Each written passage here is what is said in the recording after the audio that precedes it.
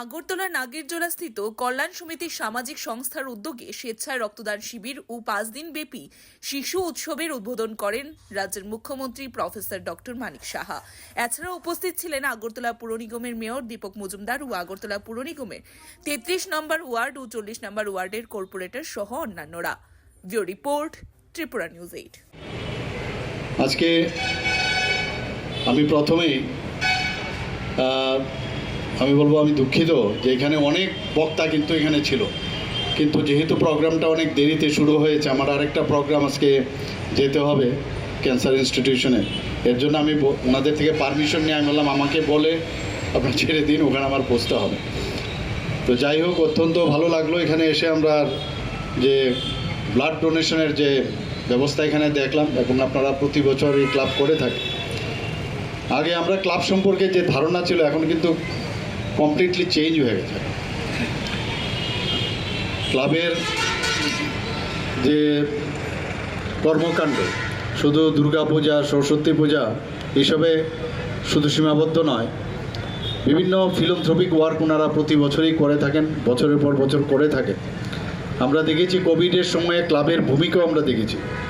Club যেভাবে সামনের দিকে এগিয়ে এসছে সেটা সত্যি মানে ধন্যবাদের যোগ্য, এবং ধন্যবাদ দিলে কমই হবে। মাননীয় প্রধানমন্ত্রীজি যখন আহ্বান করলেন যে যারা ফ্রন্ট রানার, যারা এই কোভিড মোকাবেলার জন্য, বিশেষ করে যারা ডাক্তাররা আছেন, যারা স্বাস্থ্যকর্মীরা আছেন, ইভেন অন্যান্য যারা এই কোভিড মোকাবেলার জন্য আরক্ষা দপ্তর থেকে সবাই সাহায্য করেছেন, সবারকে যে ওনাদেরকে সম্বর্ধনা দেওয়ার যে আহ্বান উনি রেখেছিলেন বিভিন্নভাবে, সেগুলো কিন্তু সমস্ত ক্লাব, সামাজিক সংস্থা তারাও কিন্তু পালন করেছেন। আমরা 70 দশকে আমরা দেখেছি ক্লাব সংস্কৃতি, সব জায়গায় আমরা দেখতাম তখন মানে অস্ত্রের ঝংকার আমরা দেখতাম। এখন কিন্তু সেই জিনিসগুলো আর নেই। ক্লাবের এই যে সংস্কৃতির আয়োজন, তাতে করে আমাদের কৃষ্টি, সংস্কৃতি এবং পরম্পরা সেটা কিন্তু বজায় থাকবে, এবং ইতিহাস আমাদের দেশের জন্য যারা বলিদান হয়েছেন, আমাদের যেসব কাহিনী আমাদের ভারতবর্ষে আছে, সেই কাহিনীগুলো ওনাদেরকে যদি আমরা এই বাচ্চাদের মধ্যে আমরা বলতে পারি, তাহলে মানসিক বিকাশ ঘটবে, ওদের মধ্যে উৎকর্ষতা সেটা ডেভেলপ করবে। এখন বিভিন্ন ক্লাবের মধ্যে এই শিশু মেলা হচ্ছে, আমি অনেক জায়গায় গেছি, তো সেই জায়গার মধ্যে আপনারাও এই ক্লাবের তরফ থেকেই আপনারা করে আসছেন। 5 দিন ব্যাপী এই প্রোগ্রাম চলবে, তো বিভিন্ন কালচারাল ইভেন্টস থাকবে। এতে করে আমি মনে করি, এটা আমার ব্যক্তিগত অভিমত, যে যারা যারা যে জিনিসটা পাননি ছোটোবেলায়, তারা কিন্তু চায় যে আমাদের যে ছেলেমেয়েরা তাদের মধ্যে সেই জিনিসটা দেওয়া, এবং দেওয়ার মধ্যে এটা গতানুগতিক যেন না হয়, বেস্ট যেটা দেওয়া। আমি গান গাইতে ইচ্ছা ছিল, গান শিখবার ইচ্ছে ছিল, কিন্তু সেটা আমি করতে পারিনি। কিন্তু আমার ছেলে মেয়েদের আমরা চেষ্টা করি যে জিনিসটা আমি পাইনি আমাদের ছেলে মেয়েদের মধ্যে সেটা হোক, এবং সেটা বেস্ট দেওয়ার চেষ্টা, কারণ এটা কিন্তু পরবর্তী সময়ে খুব কাজে আসে। কেউ মনে করছে আমি ডান্স আমি নিজে শিখতে পারিনি, তো ডান্সের জন্য আমার ছেলে মেয়েকে এই বয়সেই চিন্তা ভাবনা করা, যখন যারা ডান্স শেখায় ডাক্তারবাবুদের সাথে, ওইখানে ডাক্তারবাবুরও উপস্থিত আছে, কখন তাদেরকে মানে গান বাজনায় দেওয়া, কিন্তু মানে সেই বয়সটা দেখে তাদেরকে সেই জায়গায় রাখা। কেউ আবৃত্তিতে ভালো হয়, সে আবৃত্তির মধ্যে দেওয়া, খেলাধুলার মধ্যে ওদেরকে ধাবিত করা, ওদেরকে যাতে এই খেলাধুলায় ভালো করতে পারে। কারণ খেলাধুলার শুধু পড়াশোনা খালি করলে হবে না, খেলাধুলা এবং পড়াশোনা দুটোর মধ্যে রাখতে হবে। এই যে টোটাল যে বিষয়টা, সেটা এই শিশুদের মধ্যে এখন থেকে যদি আমরা সেই জিনিসটা যদি ওদের কাছে আমরা নিয়ে যেতে পারি, তাহলে আমরা আগামী দিন যেটা বলছি, এক ত্রিপুরা শ্রেষ্ঠ ত্রিপুরা, এক ভারত শ্রেষ্ঠ ভারত, সেটা সম্ভব হবে। কারণ আমরা সবসময় বলি যে আমাদের ভবিষ্যতে হচ্ছে ওরা, এবং ভবিষ্যতের যেহেতু ওরা প্রজন্ম, ওদেরকে তো আমরা বেস্ট থিংস আমরা দেবো ওদেরকে। এবং এর জন্য এই ক্লাবের ভূমিকা খুব গুরুত্বপূর্ণ, যে ওনারা এই শিশু মেলার আয়োজন এখানে করেছেন। এবং আমি এখানে দেখলাম যে কল্যাণ সমিতি প্রায় 1953-তে এটার স্থাপনা হয়েছে।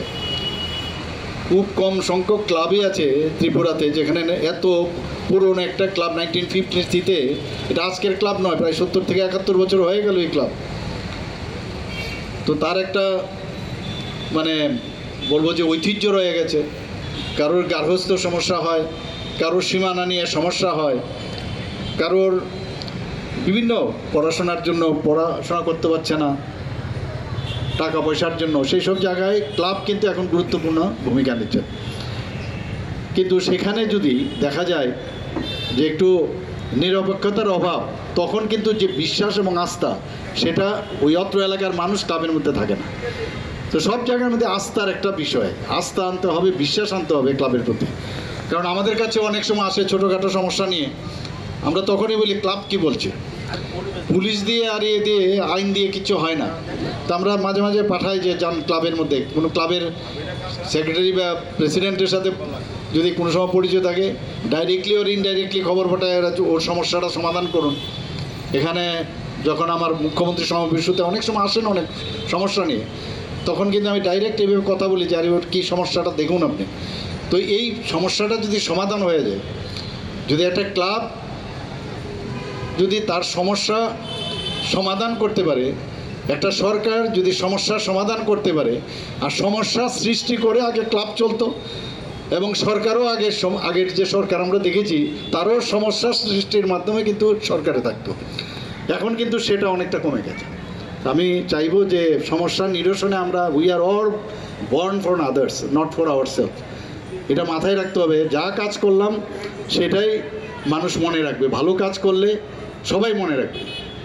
বারবার যে কথাটা আমি বলি, ভবিষ্যৎ আমরা দেখিনি, আমরা আজকের যা দিনটা জানি, বর্তমান জানি, এবং আমাদের যে অতীত সেটাকে জানি।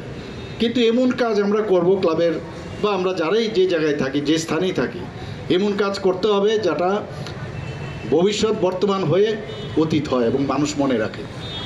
এবং আশা করি আমি যে কল্যাণ সমিতির অনেক নাম আছে, বহু কাজ, খেলাধুলার থেকে শুরু করে এই ধরনের ফিলান্থ্রপিক ওয়াজ, ব্লাড ডোনেশন, বিভিন্ন কাজে আপনারা ব্রত হয়েছেন এবং আশা করি এগুলো আপনারা করবেন। এবং আমি একটা জিনিস মানে খুব খুশি একদিকে বলতে পারি, আমি এই বিধানসভার একজন বিধায়ক। আমার মনে হয় ভারতবর্ষের আর এই ত্রিপুরা রাজ্যের, ভারতবর্ষ তো বাদ দিন, ত্রিপুরা রাজ্যের আর কোনো বিধানসভার মধ্যে এত ক্লাব বোধহয় আর কোথাও নেই। সবচেয়ে বেশি ক্লাব যদি বা সামাজিক সংস্থা থাকে একমাত্র আর্ট বর্দোয়ালি কেন্দ্রে, if I am not wrong, সবচেয়ে বেশি। কারণ প্রতিদিন মানে সপ্তাহে আমাকে বলছে যে এই ক্লাবে রক্তদান শিবির আছে, বস্ত্র বিতরণ হবে। তো আমি তো ডেলি যাই সব জায়গায়। তো আমি অনেক সময় অনেক জায়গায় বলি যে এত বার যদি আমার যেতে হয়, বলেন সবাই তো চায় যে আমার বিধায়ক এখানে আসুক, তো আমার আসতে হয়। বিধায়ক, মুখ্যমন্ত্রী তো ঠিক আছে, কিন্তু বিধায়ক তো আমি। তো মাঝে মাঝে আমি মজা করে বলি, তোমরা বিধায়ক চাও না মুখ্যমন্ত্রী চাও? কারণ বিধায়ক হলে খুব বেশি বেশি আসা যায়। তো যাই হোক, মাঝে মাঝে মানে এই ধরনের সেন্স অফ হিউমার থাকাও দরকার। তো আমি আশা করি এই ধরনের আমাদের রিলেশন, একটা ফিলিং গুডের যে রিলেশন নিজেদের মধ্যে থাকতে হবে। আমি এখানে বহু পরিচিত মুখ আমার আছে, আজকে যাদের সম্বর্ধনা এখানে দেওয়া হয়েছে, আমি অনেক আগের থেকে আমি ওনাদেরকে চিনি, যারা আমার সামনে বসে আছে অনেককে আমি চিনি, অনেক আগের থেকে পরিচিত।